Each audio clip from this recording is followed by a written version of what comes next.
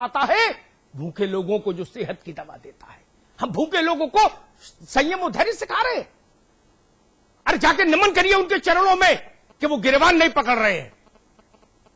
नहीं, वो लोहिया ने कहा था जिंदा कौमें 5 वर्ष इंतजार नहीं करती। धीरेन्द्र भाई, आप तो हर आंदोलन में रहे हो, जानते हो। लोहिया को भी जानते हो, जयप्रकाश जी को भी जानते हो, चरण सिंह के साथ आप रहे। हमारे पास जो खबरें आ रही है अमिताभ जी, उसमें ये खबर भी है कि अब सिर्फ कॉलर पकड़ने भर से नहीं, अब उत्तराखंड के जो लोग हैं वो उस कदर पीड़ित और प्रताड़ित और शोषित महसूस कर रहे हैं कि वो हवाई और हेलीकॉप्टर से उड़ने वाले नेताओं के खिलाफ हिंसात्मक भी हो सकते हैं। अगर आप हवाई जहाज से आपदा पर्यटन करते नजर आए तो आपके साथ कुछ ऐसा हो सकता है जो भारतीय संसदीय शब्दावली में हिंसात्मक कहा जा सकता है। यह हमारे पास खबर आ रही है।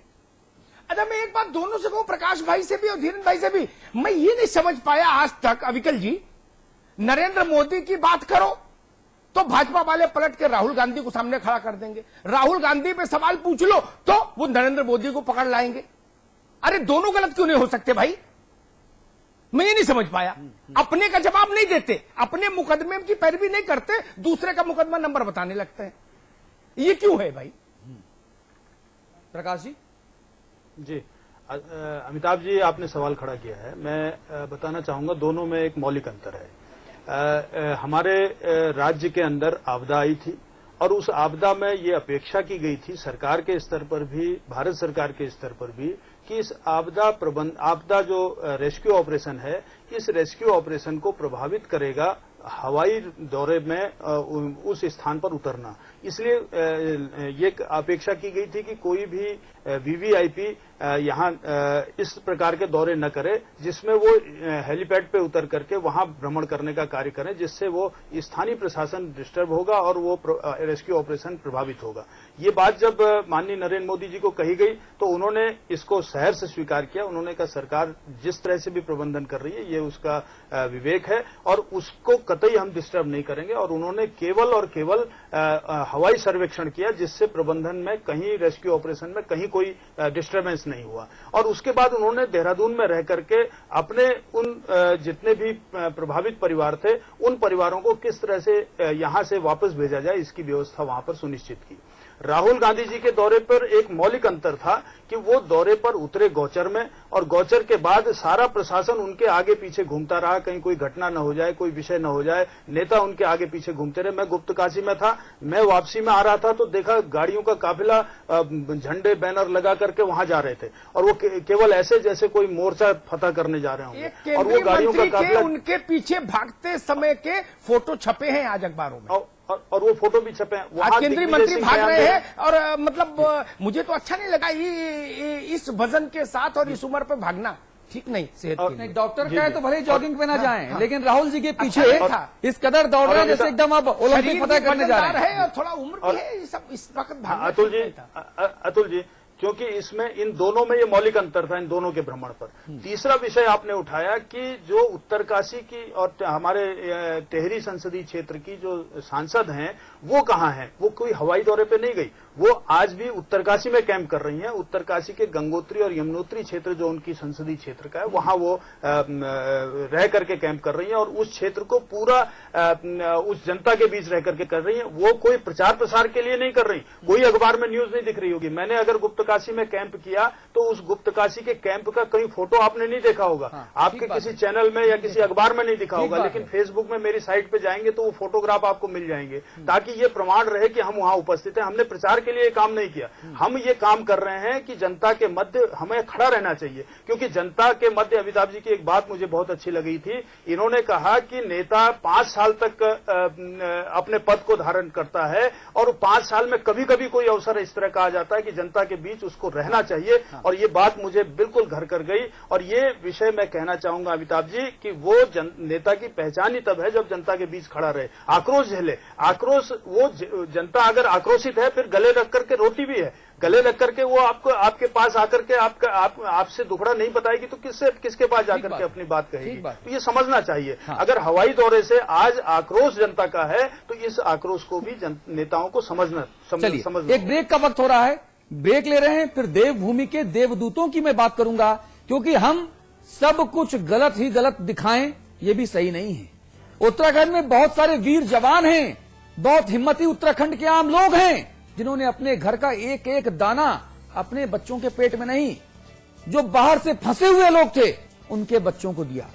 ऐसे लोग भी हैं, हम उनकी भी बात करेंगे क्योंकि उनके बिना हमारी ये चर्चा ये अधूरी है। और हम ऐसे आम उत्तराखंडियों के चरणों में नमन करते हैं जो आज अपनी जिम्मेदारी समझकर ईमानदारी से शासन प्रशासन के साथ काम कर रहे हैं और अपने स्तर पर जो लोग फंसे हुए हैं उनकी मदद कर रहे हैं। समाचार प्लस की पूरी संपादकीय टीम ऐसे वीर बहादुर उत्तराखंडियों को नमन करती है।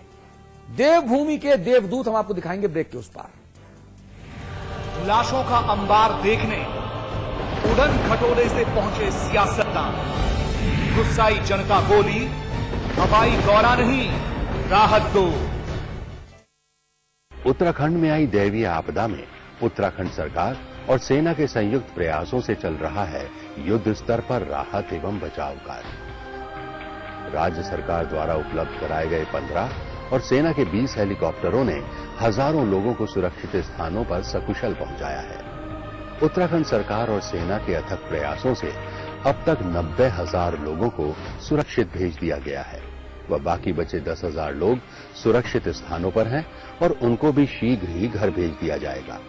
आपदा पीड़ितों को घर तक पहुंचाने के लिए 1,000 बसों एवं 400 छोटे वाहनों की निःशुल्क सेवा, पीड़ितों को उनके घरों तक पहुंचाने के लिए निःशुल्क रेल व बसों की सेवा और उन्हें रास्ते के खर्च के लिए 2,000 रुपए प्रति व्यक्ति दिए जा रहे हैं। उत्तराखंड आज गंभीर दैवीय आपदा का सामना कर रहा है। सरकार और सेना प्रत्येक जीवन को बचाने का प्रयास कर रही है। आपदा से प्रभावित परिवारों की क्षतिपूर्ति शासन करेगा और प्रभावित क्षेत्रों के पुनर्निर्माण का काम भी शीघ्र ही शुरू कर दिया जाएगा। प्रत्येक जीवन अमूल्य है, उसकी रक्षा करना हमारा कर्तव्य है। आइए इस संकट की घड़ी में एक दूसरे का साथ दें। उत्तराखंड सरकार मुसीबत की इस घड़ी में साथ रहने की प्रतिज्ञा।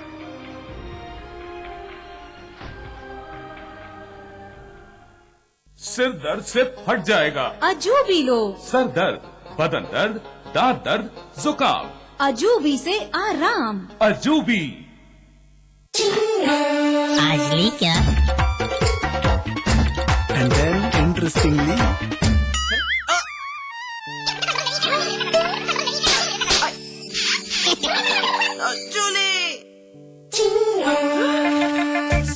refreshing mini gum. आज ली क्या? 3 states, 11 colleges. Placement pioneer in North India. 1,600 placements this year. Devbhoomi Group of Institutions.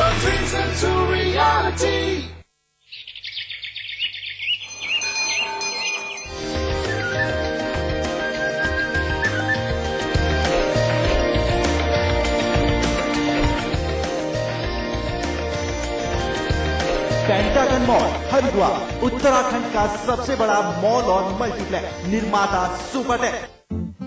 खोल दो इन खिड़कियों को, इन दरवाजों को, हाथों को फिर से हाथों में डालो।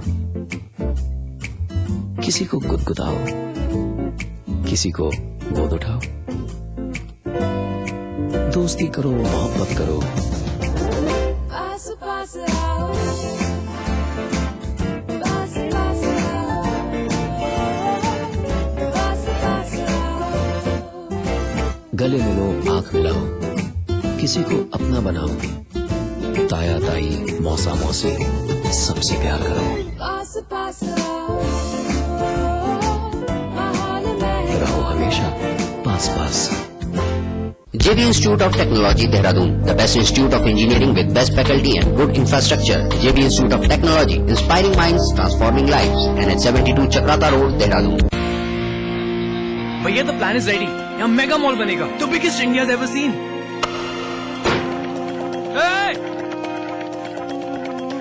यहाँ स्टेडियम बनना चाहिए। चैरिटी के बारे में सोच रहे हैं। कल की सोच रहे हैं। कभी तो ऐसा ख्वाब देखिए जिसमें हजारों ख्वाब शामिल हैं। GR एंटरप्राइजेस की इंटरनेशनल स्टेडियम ने इस शहर के लोगों में गर्व की भावना और स्पोर्ट्स कल्चर को अद्भुत बढ़ावा दिया है। ये तो वही GR Enterprises shares have reached an all-time high. जब दूसरों के ख्वाब पूरे करोगे ना तो अपना कल बनते देखोगे।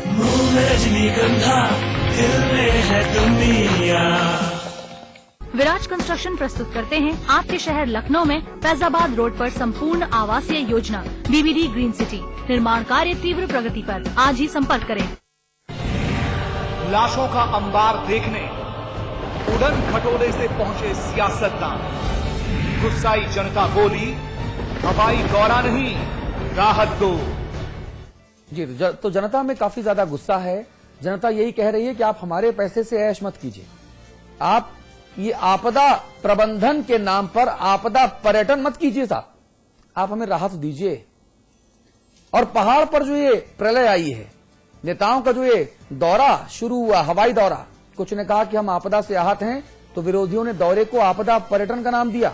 सरकार की तरफ से मुआवजे को बढ़ाने का फैसला किया गया, लेकिन चर्चा में वो लोग पीछे छूट गए जो काफी कुछ खोने के बावजूद आपदा पीड़ितों की मदद में लगे हुए हैं। आज समाचार प्लस देवभूमि के उन देवदूतों से आपको रूबरू करा रहा है। और मैं बार बार कह रहा हूं, मैं बहुत भावुक हूं इस वक्त, मैं बार बार कह रहा हूं कि मैं उत्तराखंड के उन आम निवासियों को नमन करता हूं जिन्होंने तन मन धन से उन लोगों की मदद की जो आपदा के शिकार हुए और जिनकी मदद करने का असली जिम्मा जनप्रतिनिधियों के ऊपर, सिस्टम और सरकार के ऊपर था। उन्होंने मदद नहीं की। आम उत्तराखंडियों ने उन लोगों को दैवीय आपदा से हर संभव मदद के जरिए बचाया, बाहर निकाला। सफल ना हुए तब भी मदद जरूर की। मिलिए देवभूमि के ऐसे देवदूतों से।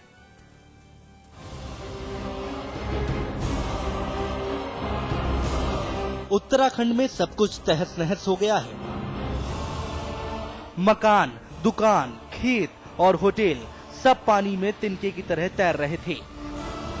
देखते ही देखते लाशों के ढेर लग गए, इमारतें मलबे में तब्दील हो गईं, होटल धराशायी हो गए, चारों तरफ तबाही ही तबाही।